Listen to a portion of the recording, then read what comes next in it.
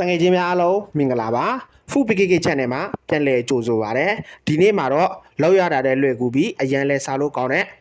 တဝင်းသီးမုတ်လက်ဆောင်လောက်တဲ့နည်းလမ်းလေးကျွန်တော်ဒီနေ့လာပြီးတော့လုပ်ပြသွားမှာဖြစ်ပါတယ်လိုက်ပြီးတော့တငယ်ချင်းတို့လှုပ်စားကြည့်ကြပါဦးနော်မုတ်လက်ဆောင်ကြတော့ကျွန်တော်ဒီမှာလောက်ရတာအချိန်ကြာတဲ့အတွက်ကြောင့်ကျွန်တော်ဈေးတွေကနေပဲသွားပြီးတော့ဝယ်လာလိုက်ပါတယ်ဒီတစ်ထုပ်မှာ15ဘတ်ပဲပေးရပါတယ်နော်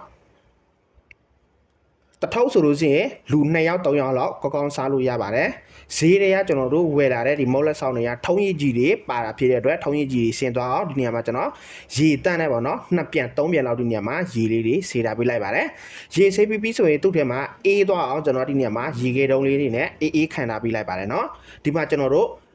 အုံတို့ကြိုဖို့အတွက်ပေါ့နော်တကြားထည့်ပါမယ်တကြားတော့2စုံလောက်ထည့်ပါမယ်လေးလေးပပင်လေးဖြစ်သွားရအောင်ကျွန်တော်ဒီနေရာမှာစားလေးအနှင်းငယ်သုံးပါမယ်အုံတို့ပါနော်အုံတို့ဥရေးပါနော်အုံတို့တွေကိုကျွန်တော်တို့ဒီနေရာမှာအားလုံး cloud လိုက်ပါနော် cloud လိုက်ပြီးဆိုလို့ရှိရင်ဒီနေရာမှာကျွန်တော်ကအုံတို့ကိုတဝက်လောက်ပဲသုံးပါမယ်အုံတို့တဝက်ဆိုလို့ရှိရင်အများကြီးရပါတယ်နော်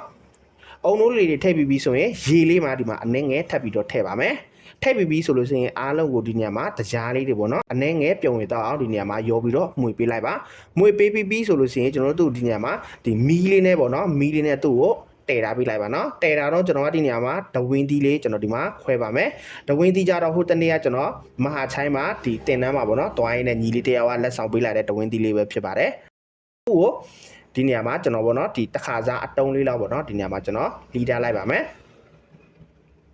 ဒဝင်းသီးတွေကလည်းအရန်ကိုစားလို့ကောင်းတာပေါ့နော်တချို့တလေရတယ်ဒီအုံတို့တွေမှာပဲပေါ့နော်ဒီဒဝင်းသီးတွေကိုအားလုံးရောပြီးတော့ကြိုလိုက်ပါတယ်ကျွန်တော်ကတော့ဒီတိုင်းပဲစားမှာဖြစ်တဲ့အတွက်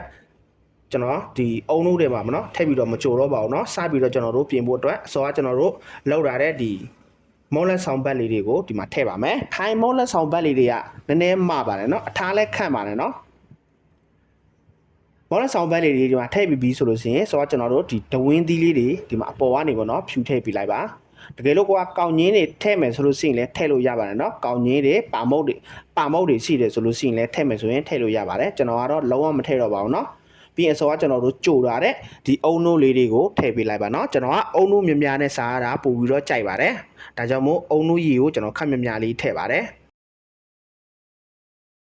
အခုလို့ဒဝင်းသီးပေါ်တဲ့ကာလလေးမှာဒဝင်းသီးနဲ့မုံလက်ဆောင်လေးလိုက်ပြီးတော့တကယ်ချင်းတို့လှုပ်စာကြည့်ကြပါအောင်เนาะကြိုက်ကြမယ်လို့ကျွန်တော်ထင်ပါတယ်ကျွန်တော်စားစမ်းကြည့်ပါမယ်เนาะအရန်ကိုစားလို့ကောင်းလားမကောင်းလားဆိုတာကျွန်တော်စားစမ်းကြည့်ပါမယ်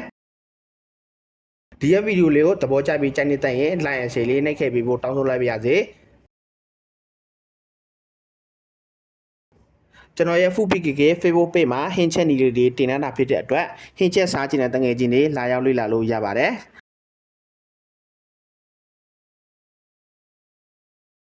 channel လေးကိုလည်း like and subscribe လေးနှိပ်ခဲ့ပေးဖို့တောင်းဆိုလိုက်ပါရစေနောက်ထပ်ဗီဒီယိုမှာကျွန်တော်တို့ပြန်လည်ဆုံတွေ့ကြပါမယ်အားလုံးကိုကျေးဇူးအများကြီးတင်ပါတယ် bye bye